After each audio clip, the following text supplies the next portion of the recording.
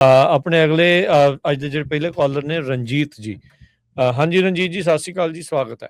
ਹਾਂਜੀ, ਸਤਿ ਸ਼੍ਰੀ ਅਕਾਲ ਬਾਈ ਜੀ। ਸਤਿ ਸ਼੍ਰੀ ਅਕਾਲ ਜੀ। ਹਾਂਜੀ ਬਾਈ ਜੀ, ਮੈਂ ਦੱਸਣਾ ਚਾਹੁੰਦਾ ਸੀਗਾ ਜਿੱਦਾਂ ਨਾ ਸਪੈਸ਼ਲ ਜੇ ਆਪਾਂ ਨੂੰ ਬਾਰਡਰ ਚੈੱਕ ਪੋਸਟ ਤੇ ਮੈਨੂੰ ਲਾਸਟ ਵੀਕ ਜੁਮਾ ਨਾਮ ਨਾ US ਸਿਟੀਜ਼ਨ, ਠੀਕ ਹੈ, ਉਹਨਾਂ ਰੋਕ ਲਿਆ ਮੈਨੂੰ ਤੇ ਉਹ ਪਿਛਲਾ 20 ਸਾਲ ਦਾ ਰੈਕਡ ਪੁੱਛਦਾ ਸੀ ਤੁਸੀਂ ਐਂਟਰੀ ਕਿੱਦਾਂ ਕੀਤੀ ਹੈ USA 'ਚ। ਮੈਂ ਕਿਹਾ ਮੇਰੀ ਲੀਗਲ ਐਂਟਰੀ ਆ। ਸੋ ਮੈਨੂੰ ਕਹਿੰਦਾ I-94 ਦੇ। ਮੈਂ ਕਿਹਾ I don't have I-94 in my pocket, I have US passport in my pocket। ਅੱਧਾ ਘੰਟਾ ਮੈਨੂੰ ਉਹਨੇ ਖਰਾਬ ਖਰੂਬ ਕਰਕੇ ਫਿਰ ਮੈਂ ਕਿਹਾ ਤੂੰ ਸੁਪਰਵਾਈਜ਼ਰ ਨੂੰ ਸੱਦ ਆਪਦੇ ਨੂੰ, ਹਨਾ। he's a young kid, 24-25 year ਸੀਗਾ। ਫਿਰ ਉਹਦਾ ਆਫੀਸਰ ਆਇਆ, ਉਹ ਕਹਿੰਦਾ ਤੂੰ ਕਾਹਤੋਂ ਖੱਜਲ ਕਰਦਾ, ਇਹਨੂੰ ਜਾਣਦੇ ਹੋ। ਐਕਚੁਅਲੀ ਏਦਾਂ ਨਹੀਂ ਹੈਗਾ, ਪਰ ਆਪਾਂ ਨੂੰ ਕੁਛ ਕਮਿਊਨਿਟੀ ਨੂੰ, ਜਿੱਦਾਂ ਮੈਂ ਵੀ ਅੰਮ੍ਰਿਤਧਾਰੀ ਸਿੰਘ ਆ, ਮੇਰੇ ਦਮਾਲਾ ਸਜਾਇਆ ਸੀਗਾ, ਉਹ ਦੇਖ ਕੇ ਨਾ ਖਰਾਬ ਵੀ ਕਰਦੇ ਆ। ਸੋ ਕਮਿਊਨਿਟੀ ਸਾਰੀ ਇਸ ਵੇਲੇ ਨਾ ਤੁਹਾਡੇ ਮਾਰਗ ਨੂੰ ਦੱਸਣਾ ਚਾਹੁੰਦਾ, ਸਿੰਘ ਐਂਡ ਕੌਰ ਨਾਮ ਟਰੱਕਾਂ ਵਾਲੇ ਪੂਰੇ ਟਾਰਗੇਟ ਤੇ ਆ ਬਾਈ ਜੀ ਇਸ ਵੇਲੇ USA ਦੇ ਵਿੱਚ। ਕੋਈ ਵੀ ਬੰਦਾ ਗਲਤ ਫਹਿਮੀ 'ਚ ਨਾ ਰਵੇ। ਮੈਂ ਕੋਈ ਝੂਠ ਨਹੀਂ ਬੋਲਦਾ, ਬਿਲਕੁਲ 101% ਜਿੱਦਾਂ ਬਾਈ ਜੀ ਹੁਣੀ ਆਪਣੇ ਦੱਸ ਰਿਹਾ, ਬਿਲਕੁਲ ਕਮਿਊਨਿਟੀ ਫੁੱਲੀ ਟਾਰਗੇਟ ਤੇ ਅਵੇਅਰ ਹੋਣਾ ਚਾਹੀਦਾ ਜੀ ਆਪਾਂ ਨੂੰ। ਥੈਂਕ ਯੂ ਵੀਰ ਜੀ, ਥੈਂਕ ਯੂ ਦੱਸਣ ਲਈ। ਧੰਨਵਾਦ ਜੀ। ਇਹ ਰੇਸ਼ੀਅਲ ਪ੍ਰੋਫਾਈਲਿੰਗ ਆ, ਇਹ ਦੇਖਦੇ ਹੀ ਆ। H1B ਵੀਜ਼ੇ ਵਾਲੇ ਵੀ ਉਧਰ ਜੋ ਫ੍ਰਿਜ਼ਨੋ ਦੇ ਵਿੱਚ ਫ੍ਰਿਸਕੋ ਟੈਕਸਸ 'ਚ ਵਾਪਰ ਰਿਹਾ ਹੈਗਾ। ਸੋ ਇਹ ਆਪਾਂ ਨੂੰ ਰਿਪੋਰਟ ਕਰਨਾ ਚਾਹੀਦਾ ਜਿੱਥੇ ਇਦਾਂ ਦੀ ਚੀਜ਼ ਹੁੰਦੀ ਆ। ਬਹੁਤ ਸਾਰੀਆਂ ਆਰਗੇਨਾਈਜੇਸ਼ਨ ਆਪਣੀਆਂ ਹੈਗੀਆਂ, ਸਿੱਖ ਕੋਲੀਸ਼ਨ, ਯੂਨਾਈਟਿਡ ਸਿੱਖਸ ਵਗੈਰਾ। ਤੇ ਜਦੋਂ ਹੁਣ I-94 ਦਾ ਕੀ ਕੰਮ ਆ, ਜਦ ਬੰਦਾ ਹੀ ਸਿਟੀਜ਼ਨ ਬਣ ਗਿਆ, ਹਨਾ। ਕਿਆ ਬਿਲਕੁਲ ਪਾਸਪੋਰਟ ਦੇ ਨਾਲ I-94 ਰੱਖੋ ਪਹਿਲਾਂ ਜਿਹੜਾ ਮਿਲਿਆ ਸੀ। ਦੱਸੋ ਯਾਰ, ਕਮਾਲ ਦੀਆਂ ਗੱਲਾਂ। That's how you start. ਇਹ ਜਿਹੜਾ ਚੌਥੀ ਅਮੈਂਡਮੈਂਟ ਆ ਨਾ, ਇਲੀਗਲ ਸੀਜ਼ਨ ਐਂਡ ਸਰਚੇਜ਼, ਇਹ ਸਿੱਧੀ ਉਹਦੀ ਉਲੰਘਣਾ ਹੁੰਦੀ ਆ। ਬਟ ਗੱਲ ਇਹ ਆ ਵੀ ਇਹ ਮੰਨਦੇ ਨਹੀਂ। ਪਰ ਇਹ ਵੀ ਆਪਾਂ ਨੂੰ ਆਪਣੇ ਜਿਹੜੇ ਰਾਈਟਸ ਆ ਉਹ ਜਾਣਨੇ ਜਿਹੜੇ ਉਹ ਚਾਹੀਦੇ ਆ। ਅਕਸਰ ਕਈ ਵਾਰੀ ਨਾ ਲੋਕ ਕਹਿ ਦਿੰਦੇ ਯਾਰ ਫਿਰ ਕੀ ਹੋਇਆ ਜੇ ਪੁੱਛ ਲਿਆ, ਠੀਕ ਆ। ਪਰ ਇਦਾਂ ਹੀ that's how you start losing rights. ਵੀ ਜੇ ਭਾਈ ਸਾਹਿਬ ਨੇ ਵਧੀਆ ਕੀਤਾ ਜਿਹੜਾ ਉਹਨੇ ਕਿਹਾ ਵੀ ਸੁਪਰਵਾਈਜ਼ਰ ਨੂੰ ਸੱਦ ਕੇ ਲਿਆ, ਹਨਾ।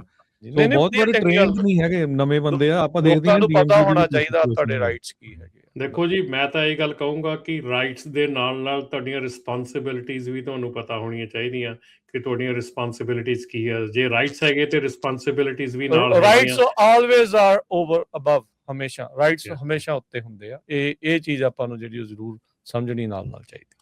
ਆਪਣੇ ਕਾਲਰ ਨੇ ਆਪਾਂ ਫਿਰ ਹਾਂਜੀ ਆਪਣੇ ਕਾਲਰ ਨੇ ਆਪਾਂ ਉਸ ਤੋਂ ਬਾਅਦ ਫਿਰ ਤੁਹਾਡੇ ਵਾਲੇ ਵੱਲ ਨੂੰ ਆਉਂਦੇ ਹਾਂ। ਹਾਂਜੀ ਹਰਪ੍ਰੀਤ ਜੀ, ਕੀ ਸਵਾਲ ਹੈ ਜੀ? ਸਤਿ ਸ਼੍ਰੀ ਅਕਾਲ ਬਾਈ ਜੀ, ਸਾਰਿਆਂ ਨੂੰ ਕੀ ਹਾਲ ਚਾਲ ਜੀ? ਸਰ ਜੀ, ਮੇਰਾ ਛੋਟਾ ਬ੍ਰਦਰ ਹੈ ਜੀ, ਨੌਨ ਡੋਮਿਸਾਈਲ ਡਰਾਈਵਰ ਆ ਤੇ ਬਟ ਉਹਦਾ ਲਾਇਸੈਂਸ ਤੇ ਸਾਰਾ ਕੁਝ ਵੈਲਿਡ ਹੈ ਨਾ। ਬਟ ਉਹਦਾ ਭਾਜੀ ਲਾਇਸੈਂਸ ਲੋਸਟ ਹੋ ਗਿਆ ਹੈਗਾ ਆ ਤੇ ਉਹਨੂੰ ਰਿਪਲੇਸਮੈਂਟ ਕਾਰਡ ਲੈਣਾ ਆ। ਹੁਣ ਰਿਪਲੇਸਮੈਂਟ ਕਾਰਡ ਆਪਾਂ ਕਿੱਦਾਂ ਲੈ ਸਕਦੇ ਵੀ ਜੇ ਆਪਾਂ DMV ਜਾਨੀ ਕਿਤੇ ਇਹ ਨਾ ਹੋਵੇ ਕਿ ਲਾਇਸੈਂਸ ਰੱਖ ਲੈਣ ਉਹ ਸੌਰੀ ਮਤਲਬ ਕਿ ਜਿਹੜਾ ਵਰਕ ਪਰਮਿਟ ਕਹਿ ਕੇ ਲਾਇਸੈਂਸ ਕੈਂਸਲ ਕਰ ਦੇਣ ਜਾਂ ਡਾਊਨਲੋਡ ਕਰ ਦੇਣ, ਕੁਛ ਇਹਦਾ ਕੁਛ ਹੈ? ਉਹ ਲਾਇਸੈਂਸ ਨਹੀਂ ਮਿਲਣਾ ਜੀ ਵਾਪਸ, ਹੁਣ ਇਟਸ ਡਨ। ਓਕੇ, ਆਪਣੇ ਕੋਲ ਕੁਛ ਮਤਲਬ ਕਿਉਂਕਿ DMV ਕਾਲ ਕਰਦੇ ਆ, ਉਹ ਕਹਿੰਦੇ ਆ ਕਿ ਵੀ ਡੋਂਟ ਨੋ ਤੇ ਤੁਸੀਂ ਉੱਥੇ ਚੱਲ ਜਾਓ ਆਫਿਸ ਵਿੱਚ। ਨਹੀਂ, ਏਦਾਂ ਨਹੀਂ। ਉਹਨਾਂ ਨੇ ਕਿਉਂਕਿ DMV is not authorized to change, update or issue any non-domicile license at right now.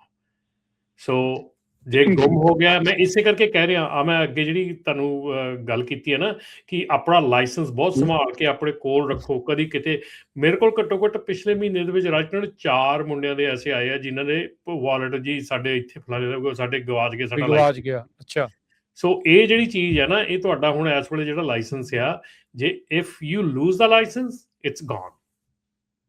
ਪਰ ਉਹਦੀ ਕਾਪੀ ਨਹੀਂ ਫੋਨ ਦੇ ਵਿੱਚ ਰੱਖ ਸਕਦੇ ਘੱਟੋ ਘੱਟ ਕਿ ਨਹੀਂ? ਫਿਜ਼ੀਕਲ ਕਾਪੀ ਚਾਹੀਦੀ ਆ ਨਾਲ। ਹੁਣ ਜੇ ਸਾਡੇ ਕੋਲ ਜਿਹੜੇ ਡਰੱਗ ਟੈਸਟ ਕਰਵਾਉਣ ਆਉਂਦੇ ਆ, ਸਾਨੂੰ ਫਿਜ਼ੀਕਲ ਕਾਪੀ ਚਾਹੀਦੀ ਲਾਇਸੈਂਸ ਦੀ। We can not look at the picture and say ਕਿ ਓਕੇ। ਇਹ ਤਾਂ ਫਿਰ ਪਾਸਪੋਰਟ ਨਾਲ ਵੀ ਜ਼ਿਆਦਾ ਇੰਪੋਰਟੈਂਟ ਹੋ ਗਿਆ ਕੰਮ, ਬਹੁਤ ਜ਼ਿਆਦਾ ਜੀ। ਮੈਂ ਤੁਹਾਨੂੰ ਦੱਸ ਰਿਹਾ ਕਿ ਇੱਥੇ ਸਾਡੇ ਕੋਲ ਇੰਨੀ ਅਣਗਹਿਲੀ ਕਰਦੇ ਬੱਚੇ ਆਉਂਦੇ ਆ, ਮੁੰਡੇ ਆਉਂਦੇ ਆ, ਇੰਨੀ ਅਣਗਹਿਲੀ ਨਾਲ ਆਉਂਦੇ ਆ। ਮਤਲਬ ਲਾਇਸੈਂਸ ਨੂੰ ਬੱਚਿਆਂ ਵਾਂਗੂ ਇੱਧਰ ਕਦੀ ਇੱਥੇ ਸੁੱਟਿਆ, ਕਦੀ ਇੱਥੇ ਸੁੱਟਿਆ। ਯਾਰ ਇਹ ਮਤਲਬ ਇਟਸ ਨਾਟ ਇਹ ਐਡੀ ਸੌਖੀ ਚੀਜ਼ ਨਹੀਂ ਵੀ ਤੁਹਾਡੀ 1 ਸੈਕਿੰਡ ਦੇ ਵਿੱਚ ਤੁਹਾਡੀ ਚੀਜ਼। ਫਿਰ ਹੋਰ ਰਾਜਕਰਨ ਇਸ ਵੇਲੇ ਨੌਨ ਡੋਮਿਸਾਈਲ ਲਾਇਸੈਂਸ ਦੀ ਜੇ ਤੁਹਾਨੂੰ ਕੋਈ ਟਿਕਟ ਮਿਲਦੀ ਆ, ਤੁਸੀਂ ਟਿਕਟ ਨੂੰ ਜੇ ਫਾਈਟ ਨਹੀਂ ਕਰਦੇ, ਉਹਨੂੰ ਪ੍ਰੋਪਰ ਢੰਗ ਨਾਲ ਹੈਂਡਲ ਨਹੀਂ ਕਰਦੇ, ਉਹਦੇ ਫਾਈਨ ਪੇ ਨਹੀਂ ਕਰਦੇ, ਤੁਹਾਡਾ ਇੱਕ ਵਾਰੀ ਲਾਇਸੈਂਸ ਸਸਪੈਂਡ ਹੋ ਗਿਆ, ਕਿਤੇ ਮਾੜਾ ਜਿਹਾ ਕਿਸੇ ਹੋਰ ਸਟੇਟ 'ਚ ਵੀ ਸਸਪੈਂਡ ਕਰਤਾ ਕਿਸੇ ਨੇ, you can lose the licence right away. ਉਹ ਮੌਕਾ ਭਾਲ ਰਹੇ ਆ ਕਿ ਤੁਹਾਡਾ ਕਿਸੇ ਨਾ ਕਿਸੇ ਢੰਗ ਨਾਲ ਲਾਇਸੈਂਸ ਜਿਹੜਾ ਆ ਉਹ ਕਿਤੇ ਨਾ ਕਿਤੇ ਉੱਤੇ ਕੁਐਸਚਨ ਮਾਰਕ ਲੱਗਿਆ ਨਹੀਂ, ਇਟਸ ਗੋਨ, ਇਟਸ ਡਨ। ਹੁਣ ਜੇ ਤੁਸੀਂ ਟਿਕਟ ਫਾਈਨ ਨਹੀਂ ਪੇ ਕਰਦੇ, ਕਿਤੇ ਅਣਗਹਿਲੀ ਕਰ ਦਿੰਦੇ ਆ, ਤੁਹਾਡਾ ਐਡਰੈਸ ਕਿਤੇ ਹੋਰ ਦਾ, ਤੁਹਾਡੇ ਕਿਤੇ ਆਉਂਦੀ ਆ ਚਿੱਠੀ ਆਉਂਦੀ ਆ, ਤੁਹਾਡੇ ਕੋਲ ਰਹਿ ਜਾਂਦੀ ਆ, ਤੁਹਾਡਾ ਨਹੀਂ ਫਾਈਨ ਪੇ ਹੁੰਦਾ, ਤੁਹਾਡਾ ਲਾਇਸੈਂਸ ਸਭ ਹੋ ਜਾਂਦਾ ਆ, ਸਸਪੈਂਡ ਹੋ ਜਾਂਦਾ। ਸੋ ਇੱਕ ਸਟੇਟ 'ਚ ਸਸਪੈਂਡ ਹੋਇਆ, ਮੰਨ ਲਓ ਔਰਗਨ ਦੇ ਵਿੱਚ ਸਸਪੈਂਡ ਹੋਇਆ, ਤੇ ਕੈਲੀਫੋਰਨੀਆ ਦਾ ਲਾਇਸੈਂਸ ਆ, ਉਹਨਾਂ ਨੇ ਕੈਲੀਫੋਰਨੀਆ ਨੂੰ ਭੇਜ ਦੇਣਾ ਆ ਵੀ ਤੁਹਾਡਾ ਲਾਇਸੈਂਸ ਇੱਥੇ ਸਸਪੈਂਡ ਕਰਤਾ, ਅਸੀਂ ਇੱਥੇ ਨਹੀਂ ਆ ਸਕਦਾ। ਉਹ ਜਿੱਦਣ ਤੁਸੀਂ ਕਿਤੇ ਪੁੱਲ ਹੋਏ, ਉਹ ਤੁਹਾਡਾ ਲਾਇਸੈਂਸ ਗਿਆ ਸੀ।